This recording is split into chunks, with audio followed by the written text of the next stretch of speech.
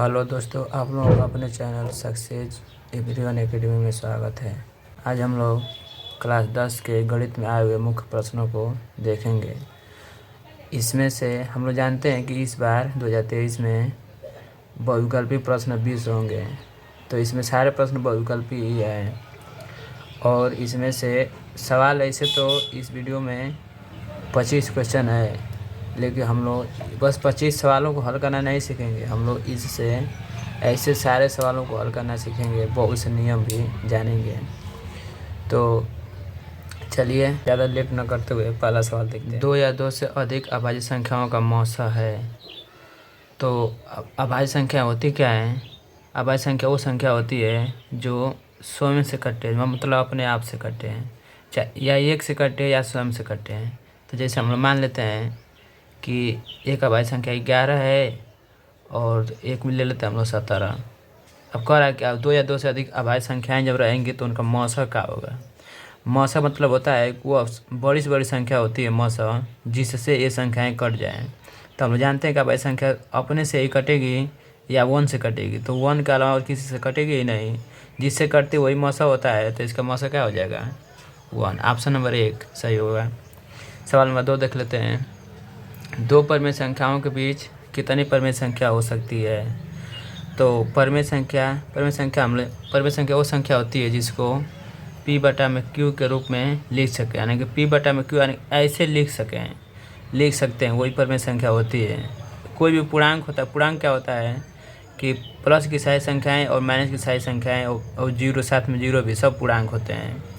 अब कोई भी संख्या है, जैसे मान लेते हैं हम लोग कि 4 हो गया एक संख्या और एक 5 हो गया, इसके बटा में तो एक है ये। अब कह रहा है कि 2 परमेय संख्याओं के बीच में कितनी संख्याएं हो सकती हैं। तब हम लोग इस 4 है तो 4.1, अगर इसके बीच में हम जाएंगे तो 4.1 ये भी परमेय संख्या ही है। 4.1, 2, 4.3, 4.5 ऐसे करके बहुत सारी संख्याएं हैं। तब हम लोग इसका ऑप्शन देखें 1 तो होगा नहीं, मतलब इसका ऑप्शन हम लोग सही है अनंत। आशा करते हैं कि आप लोगों को समझ में आ रहा होगा। अगर नहीं समझ में आएगा तो आप लोग कमेंट करिएगा, फिर दूसरा वीडियो बनाएंगे। अगला सवाल है, 2 संख्याओं का मौसा 25 और लौसा 50 है, तो संख्याओं का गुणनफल होगा। हम लोग जानते हैं कि संख्याओं का गुणनफल बराबर होता है, यानी कि पहली संख्या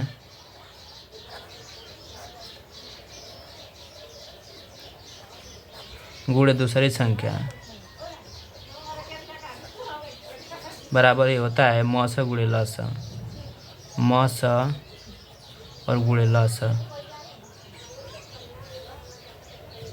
तो मौसा हमारा दिया है कितना, 25, और लौसा दिया हमारा कितना, 50। इसे आपस में दोनों का गुणा कर लेंगे तो 5 बचे 25 और 5 बचे 25 और 5 2 10 और 2 12, 1 0, 1250।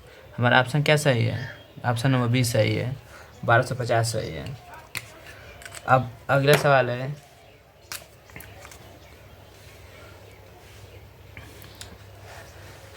निम्न में कौन अपरमेय संख्या नहीं है? निम्न में कौन अपरमेय संख्या नहीं है? अपरमेय संख्या वो संख्या होती है जो पाई हो। जैसे अपरमेय संख्या में क्या आएगा, जैसे पाई हो गया, ये अपरमेय संख्या है। करणी की जितनी भी संख्याएं हैं सब अपरमेय संख्या होती हैं। करणी की सभी संख्या अपरमेय संख्या होती हैं, जानते रहेंगे। अब इसमें देखते हैं, करणी में 11 है, करणी से 12 आएगा नहीं, तो ये हो गया, ये तो अपरमेय संख्या है। कह रहा है कि इसमें कौन अपरमेय संख्या नहीं है? करणी में 15 है, ये भी अपरमेय संख्या है। करणी में 5 है, ये भी अपरमेय है। ये जो ये दिया है 3, आज से हम लोग जानते हैं करणी में जो 9 है इसमें से 3 बाहर आ जाएगा, और ये 4 है 16 है, तो इसमें से भी 4 बाहर आ जाएगा। तो ये हमारी अपरमेय संख्या नहीं है, तो ऑप्शन हमारा यही सही हो जाएगा। अगला सवाल है, के किस मान के लिए समीकरण 8x + 3y + 5 और 2x + ky = 1 का कोई भी हल नहीं होगा? कोई भी हल, 2 समीकरण के कब ऐसे होता है कि कोई हल ना हो? जब दोनों रेखाएं समांतर हो जाएं। समानता मतलब कि दोनों के बीच में ये दोनों रेखाएं कहीं कटे ना, ये इसी का कोई हल नहीं होता है। तो इसका शर्त क्या होता है? हम जानते हैं कि A1/A2 ये बराबर हो जाए B1/B2 और बराबर न हो C1/C2, ये शर्त होता है समांतर के लिए। अब हम लोग ये कह रहा है कि इसके कोई हल नहीं है, मतलब कि यही वाला इसका शर्त इसमें लागू होगा, यही शर्त लगाएंगे हम लोग के का मान निकालेंगे। तो यहाँ से देखो, यहाँ से A1 का मान क्या है, A1 का 8, इसको A1 B1 C1 है, इसको मानते हैं A2 B2 इसको C2। तो A1 है 8 बटा में A2 हो गया 2 बराबर B1 है 3 बटा में B2 के, ये कट रहा है 4 बार में। अब इसको इधर लाते हैं, तीर गुणा करते हैं तो आएगा के बराबर है 3 आ जाए, नीचे आ गया 4, 3 बटा में 4। तो ऑप्शन नंबर कौन सही है, ऑप्शन नंबर डी सही है। अगला सवाल है के किस मान के लिए समीकरण 4x + ky बराबर 6 और 2x - 4y बराबर 3 का अनगिनत हल होगा। अनगिनत हल कब होता है, किसी समीकरण का अनगिनत हल कब होता है? अनगिनत हल जब दो समीकरण है, दोनों अगर एक ही रेखा से जाए, ये पहली रेखा होगी फिर दूसरा विलंब इसी से जाए, तो उसका होता है अनगिनत हल। इसके लिए शर्त क्या होता है, इसके लिए तीनों बराबर हो जाए, जैसे A1/A2 बराबर हो जाए B1/B2 और बराबर हो जाए C1/C2। जब ऐसे होता है तो इसको बोलते हैं संपाती है, दोनों समांतर रेखाएं हैं और इसमें ये दोनों संपाती रेखाएं कहलाती हैं। इसके अब यही शर्त इसमें लगाएंगे और किसका के का मान निकालेंगे। तो यही से तो A1 का मान A1 है B1 है C1 है, इसको A2 मानते हैं, B2 और C2 चिन्ह के साथ रखते हैं। तो A1 का मान 4 बटा में A2 का मान हमारा हो जाएगा 2 बराबर, बस इस शर्त को जानते रहेंगे, ये जानते रहेंगे तो सवाल ऐसे आएगा तो हो जाएगा। इस पर सवाल पक्का 1 या 2 आएंगे ऐसे।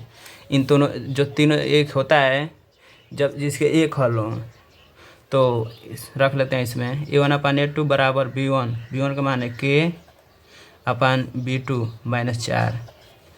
अब यहाँ से ये कट रहा है, 2 दूना के 4 2 बार में, फिर इसका तिरे गुणा कर लेते हैं। तो K बराबर यहाँ से 4 दूना का 8, वो भी माइनस में आएगा -8। ऑप्शन नंबर कौन सा है, ऑप्शन नंबर बी सही है। इसमें ज़्यादा हल नहीं कर पाएंगे इसलिए कि ये ऑप्शन वाले सवाल हैं। अब फिर लॉन्ग क्वेश्चन का भी वीडियो बनाएंगे, इसलिए अगर आप लोगों को अच्छा लगे तो लाइक कर दीजिएगा। और हाँ, अगर अगला वीडियो देखना चाहते हैं तो सब्सक्राइब कर लीजिए। उसे कहने से तो कोई सब्सक्राइब नहीं करता है, और आप लोग सब्सक्राइब कर सकते हैं अगर अगला वीडियो देखना चाहते हैं तो। अगला सवाल है,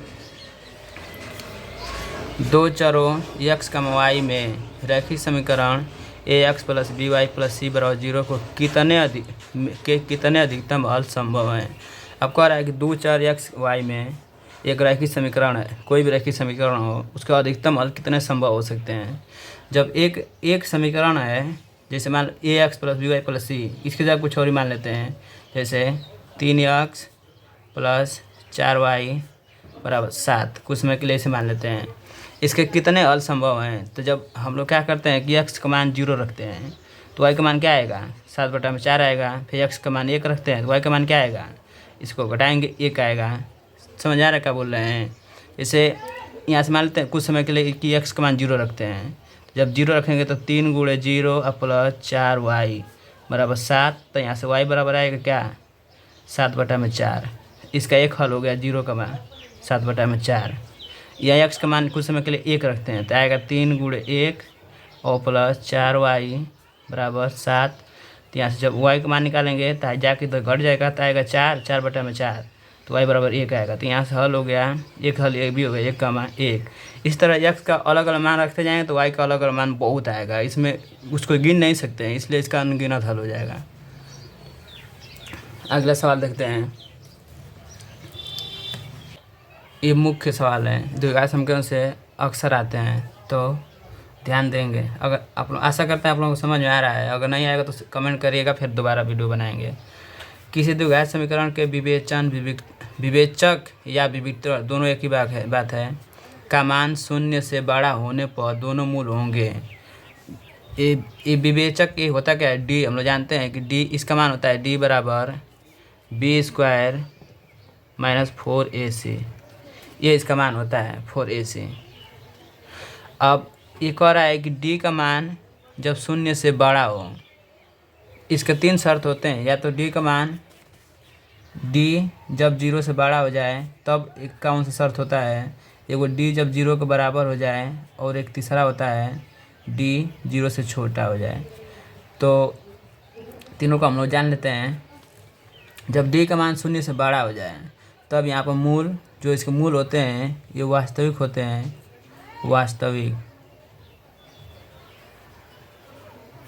वास्तविक होते हैं और भिन्न होते हैं, मतलब अलग अलग होते हैं।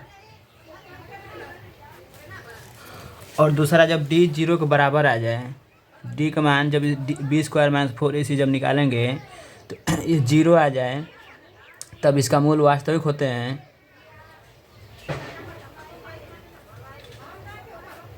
और या भिन्न अलग नहीं समान होंगे, दोनों एक ही रहेंगे, लेकिन 2 आएंगे लेकिन एक ही रहेंगे दोनों, जब डी 0 के बराबर आ जाए। तीसरा, जब डी का मान 0 से छोटा आ जाए, मतलब ऋण में आ गया, ऋणात्मक आ जाए, तब इसका मान ई क्या होता है, काल्पनिक होते हैं।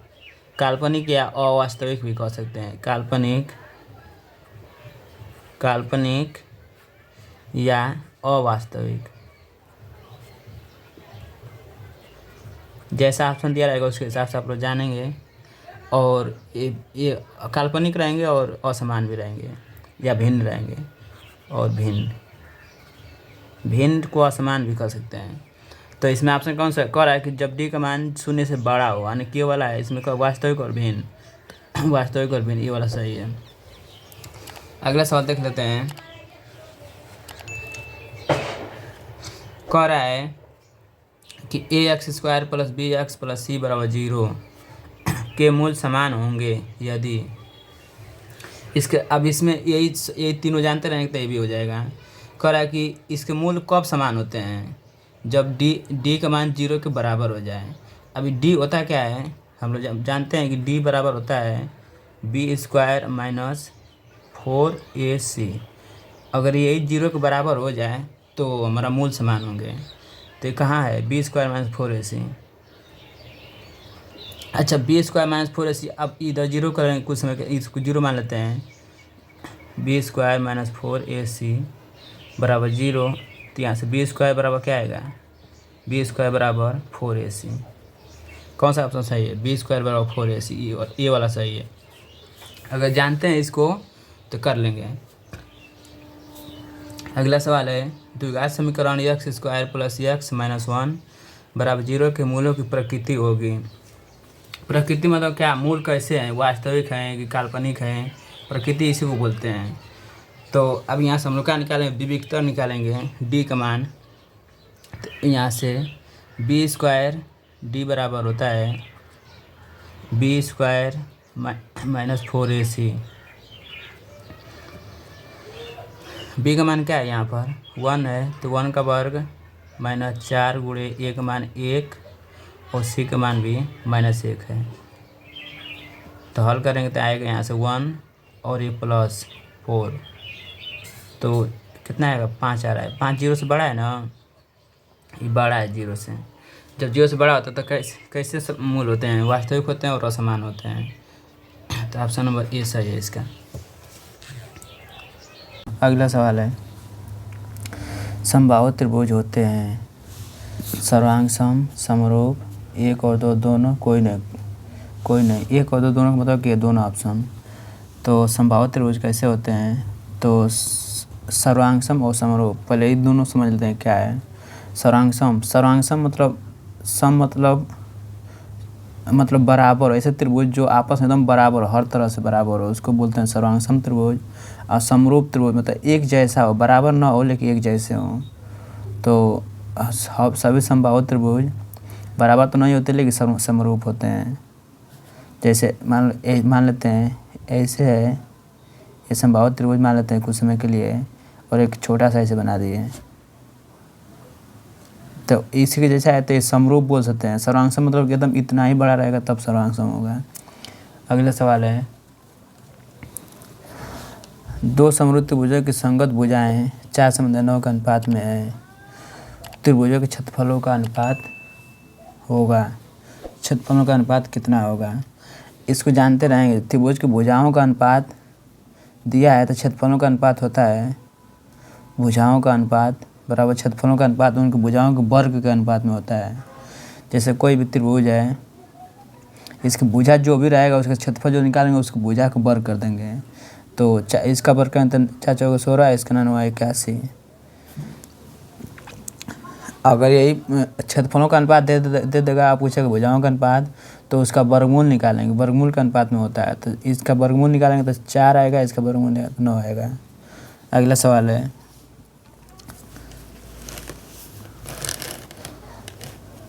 यदि त्रिभुज ABC तथा PQR समरूप त्रिभुज हैं जिसमें कोण A 42 अंश, कोण R 80 अंश, तो कोण B होगा। अब जब समरूप रहते हैं तो समरूप में यही होता है कि सभी भुजाओं का अनुपात बराबर होता है और सभी कोण आपस में बराबर होते हैं। मतलब जो कोण, जैसे ए वाला कोण ये यहाँ पर है तो इस P वाले कोण के बराबर होगा, ये जो B वाला है तो एक Q वाले कोण के बराबर होगा, और जो C वाला है ये R वाले कोण के बराबर होगा। तो कह रहा है कि कोण A 42 अंश है, मतलब कोण A 42 अंश है तो कोण यहाँ पर P भी 42 अंश होगा।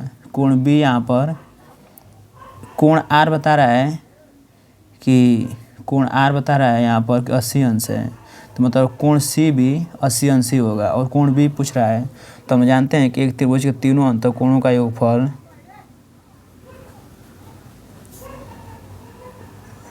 180 अंश होता है। अब कह रहा है कि एक 42 है और एक 80 है। कोण A 42 है और कोण B तो पूछ रहा है, तो इसको रन देना है। कोण B और कोण C हमारा कितना है, 80 है, बराबर 180। तो कोण B बराबर 180, इसको घटा लेंगे, इसको इधर ला के घटा देंगे। तो 180 माइनस है, दोनों को जोड़ लेंगे तो 2 आएगा, और 8 × 12 122, और यहाँ से 2 8 × 12 122। तो कोण B बराबर कितना आएगा, यहाँ से 8 आ गया और 7 5 58 अंश। कौन सा ऑप्शन सही? ऑप्शन नंबर C, ये ऑप्शन सही है। अगला सवाल है, इसमें सब चैप्टरों से सवाल लिए हैं, इसलिए आप लोग वीडियो को बहुत ध्यान से देखेंगे। अगला सवाल है निर्देशांक ज्यामिति का, बिंदु -8, किस चतुर्थांश में स्थित है? तो आप लोग जानते हैं कि 4 चतुर्थांश होते हैं, इसको बोलते हैं फर्स्ट, इसको सेकंड, इसको थर्ड और इसको फोर्थ। ये 4 चतुर्थांश हो गए। अब हम जानते हैं कि इसमें जो बिंदु होते हैं दोनों प्लस में होते हैं। इसमें जो होता है, एक होता है माइनस और दूसरा होता है प्लस। इसमें जो होते हैं तो दोनों माइनस में होते हैं। अगर दोनों बिंदु माइनस में हैं तो वो तीसरा में आएगा, और इसमें होता है पहला वाला प्लस में होता है, दूसरा होता है माइनस में। अगर इसमें वो पहला प्लस है और दूसरा माइनस है तो हम लोग कहेंगे कि चौथा में है। यहाँ पर कह रहा है कि पहला वाला माइनस है, दूसरा प्लस में है, पहला वाला माइनस दूसरा प्लस, किस में? दूसरे में है, तब द्वितीय ऑप्शन सही है। अगर जो भी बिंदु ऐसे देकर पूछेगा चारों में से तो हम लोग बता सकते हैं। अगला है, 2 अक्षों के प्रतिच्छेदी बिंदु को कहते हैं। 2 अक्षों के प्रतिच्छेदी बिंदु को कहते हैं, जैसे यही है, ऐसे 2 अक्ष हैं, इसको बोलते हैं x अक्ष, इसको बोलते हैं y अक्ष। अब ये हो गया x अक्ष और ये हो गया y अक्ष। अब कह रहा है कि इन दोनों अक्षों के प्रतिच्छेदी बिंदु, प्रतिच्छेद में जहाँ पर काट रहे हैं उस बिंदु को कहते हैं। ऑप्शन दिया निर्देशांक, मूल बिंदु, निर्देशांक अक्ष, और इनमें से कोई नहीं, तो इसको बोलते हैं मूल बिंदु। ऑप्शन नंबर B सही है, और इसका निर्देशांक होता है 0,0। अगला सवाल है, किसी बिंदु की x अक्ष से दूरी क्या कहलाती है? कोई बिंदु है, उसकी x अक्ष से दूरी क्या कहलाती है? तब जैसे हम समझा दे रहे हैं, ऐसे है, यहाँ पे एक बिंदु है, मान लेते हैं यहाँ पर है 3,4। तो कह रहा है कि x अक्ष से दूरी, यानी कि यहाँ से दूरी ये क्या है, यहाँ से ऊपर गए हैं तो कितने गए हैं, 4 गए हैं, मतलब कि x अक्ष से दूरी ये 4 है। तो इसको क्या बोलते हैं, इस वाला को, इसको बोलते हैं, आगे वाला को बोलते हैं भुज, और इसको बोलते हैं कोटि। इसको कोटि बोलते हैं। तो x अक्ष से दूरी क्या होता है, हमारा कोटि ही होता है। y अक्ष से दूरी क्या होता है, भुज होता है। x अक्ष से दूरी कोटि होती है, तो इसलिए ध्यान रखेंगे, कोटि हो गया। इसमें से कोई नहीं होगा, ये होगा कोटि। अगला सवाल है, काट एक्स स्क्वायर, अरे काट स्क्वायर थीटा निम्नलिखित में से किसके बराबर है। यहाँ पर हम लोग पढ़े हैं 3 सरल समीकरण होती हैं। पहली होती है sine square theta plus cos square theta बराबर 1, ये पहला होता है। दूसरा होता है सेक स्क्वायर थीटा बराबर 1 प्लस tan स्क्वायर थीटा, और तीसरी होती है कोसेक स्क्वायर थीटा बराबर 1 प्लस कॉट स्क्वायर थीटा। अब यहाँ पर क्या पूछ रहा है, कॉट स्क्वायर थीटा बराबर क्या होगा। तो यहाँ से कॉट स्क्वायर थीटा का मान निकालेंगे हम लोग, तो इस 1 को इधर भेज दें तो आएगा cosec square theta -1, cosec square theta -1 option number, इसको इधर भेजेंगे तो माइनस में हो जाएगा, तो cosec square theta -1 option number B सही है। अगला सवाल है साइन ए बराबर 3/4, तो कोसेक ए का मान ज्ञात कीजिए। अब साइन ए हम लोग जानते हैं कि साइन ए जो होता है ये कोसेक का उल्टा होता है, चाहे कोसेक जो है वो साइन का उल्टा होता है। तो हम लोग सीधे कोसेक ए बराबर लिख सकते हैं कोसेक ए बराबर 1/में साइन ए। तो अब यहाँ से हम इसका मान रखेंगे तो सीधे पलट जाएगा, 3/4 है तो 4/3 हो जाएगा। ऑप्शन नंबर 4/3 ये वाला सही है। अगर दूसरा कुछ पूछ दे, मान लीजिए साइन ए दिया है और या tan काट कुछ अलग पूछ देगा, तो क्या करेंगे हम लोग त्रिभुज बनाकर पाइथागोरस प्रमेय लगा कर तीनों भुजाओं का मान निकालेंगे, उसके बाद उसको निकाल लेंगे। अगला सवाल है 1 minus cos square theta into 1 plus cot square theta किसके बराबर है। 1 minus cos square theta into 1 plus cot square theta किसके बराबर है। इसको थोड़ा सा हल कर लेते हैं। तो 1 माइनस कॉस स्क्वायर थीटा सरल समीकरण नंबर 1 से, अगर यहाँ से 1 माइनस कॉस स्क्वायर थीटा, अगर इसको इधर भेज देते हैं तो 1 माइनस कॉस स्क्वायर थीटा हो जाएगा, तो आ जाएगा साइन स्क्वायर थीटा, ये आ गया हमारा साइन स्क्वायर थीटा इसका मान। फिर यहाँ से 1 plus cot square theta, 1 plus cot square theta, ये हो गया cosec square theta into cosec square theta. हम लोग जानते हैं इसको साइन उल्टा नीचे करेंगे तो बटा में साइन स्क्वायर थीटा, कट कर कितना आएगा 1 आएगा। एक लाइन और लिख दे रहे हैं, ये आएगा साइन स्क्वायर थीटा, बटा में नीचे करेंगे तो ये भी हो जाएगा साइन स्क्वायर थीटा, तो ये दोनों कट जाएगा, कट का 1 आएगा, तो ऑप्शन नंबर ए सही है। अगला सवाल है यदि एक वृत्त के परिमाप और क्षेत्रफल संख्यात्मक रूप से बराबर हैं तो वृत्त की त्रिज्या होगी। एक वृत्त के परिमाप और क्षेत्रफल संख्यात्मक रूप से बराबर हैं, उसके मात्रक तो अलग अलग होंगे लेकिन जो मान आ रहा है संख्या वो बराबर है, तो वृत्त की त्रिज्या होगी। हम लोग मान लेते हैं त्रिज्या आर है, तो क्षेत्रफल होता है परिमाप होता है 2πr और क्षेत्रफल होता है πr²। यहाँ से पाई से पाई कट जाएगा और एक आर से एक आर कट जाएगा, तो आर बराबर कितना आ रहा है, आर बराबर 2 मात्रक। ये बहुत इम्पोर्टेंट सवाल है, जानते रहेंगे। तो 2 मात्रक सही हो जाएगा हमारा, ऑप्शन नंबर ए सही हो जाएगा। 5 और 4 साथ ये सब नहीं होगा, ऑप्शन नंबर ए सही है। अगला सवाल है 2 वृत्तों की परिधि 2:3 के अनुपात में है, तो उनकी त्रिज्याओं का अनुपात होगा।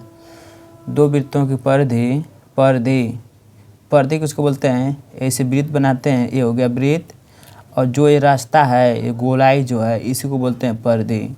करा कि 2 वृत्तों की परिधियों का अनुपात 2:3 है, तो उनके त्रिज्याओं का अनुपात होगा। परिधि के लिए सूत्र क्या होता है 2πr।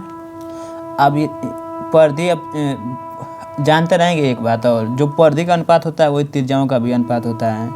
तो 2:3 है, तो यही हो जाएगा हमारा ऑप्शन नंबर 2:3। जो परिधि का अनुपात होता है वही त्रिज्याओं का अनुपात होता है, इस बात को जानते रहेंगे, नहीं तो इधर उधर करें तो भटक जाएंगे। अगला सवाल है 2 वृत्तों के क्षेत्रफलों का अनुपात 4:1 है, तो उनकी त्रिज्याओं का अनुपात होगा। करा 4:1, 2:1, 1:2, 1:4। तो इसको जानते रहेंगे 2 वृत्तों की क्षेत्रफलों का अनुपात 4:1 है, तो उनकी त्रिज्याओं का अनुपात। जो क्षेत्रफल का अनुपात होता है त्रिज्या का अनुपात उसके वर्गमूल के बराबर होता है, मतलब इसको करनी में कर देंगे वही हमारा हो जाएगा त्रिज्या का अनुपात। चाहे पर त्रिज्या का अनुपात दे दिया है तो क्षेत्रफल का पूछेगा तो उसको क्या करेंगे हम लोग कि उसको हम लोग सीधे उसका वर्ग कर देंगे तो क्षेत्रफल का अनुपात आ जाएगा। अब यहाँ पर दे दिया है क्षेत्रफलों का अनुपात, तो त्रिज्या का अनुपात निकालेंगे R1/R2, तो ये आएगा क्या, जो क्षेत्रफल है वो उसको कौणी में कर देंगे, इतना। तो कट का कितना आएगा, ऊपर से आएगा 2 बार, नीचे से आएगा 1, 2 संबंध 1, ऑप्शन नंबर बी। आशा करते हैं कि आप लोगों को समझ में आ रहा होगा। अगर समझ में आ रहा हो तो 1 लाइक कर दीजिए, और हाँ, चैनल को सब्सक्राइब कर लीजिए। अगर आप लोग चाहते हैं कि ऐसे वीडियो आप लोगों को नोटिफिकेशन मिलता रहे तो चैनल को सब्सक्राइब कर लीजिए। आगे 1 या 2 दिन में हम ऐसे ही मुख्य प्रश्नों का वीडियो एक और लाएंगे जिसमें लॉन्ग क्वेश्चन होंगे, 2-2, 3-3, 4-4 नंबर के या 6-6 नंबर के। इसलिए चैनल को सब्सक्राइब ज़रूर कर लीजिए। धन्यवाद।